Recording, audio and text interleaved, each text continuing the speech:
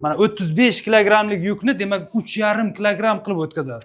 Xuddi tiza ham yuqoridan kelayotgan og'irlik kuchini kamaytirgan holatida boldir suyakka o'tkazadi. Misol uchun faraz qilaylik 70 kilogram og'irlikdagi bemor yoki misol uchun inson mana shu har bir tizasiga 35 kilogramdan og'irlik tushishi kerakmi?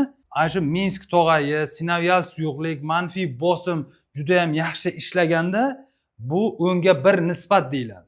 10 ga 1 nisbat degani 10 kilogramlik yukni 1 kilogram qilib o'tkazadi. Mana 35 kilogramlik yukni demak 3,5 kilogram qilib o'tkazadi. Bu juda ham bu yaxshi narsa. Ya'ni bu Minsk tog'ayni vazifasi juda ham yaxshi. Nima deydi? Katta ahamiyatga ega. Minsk tog'ay xuddi har bir suyakka mana shuni qolip singari yopishib turadi. Yopishib turadi-da, shu hisobidan harakatlanadi.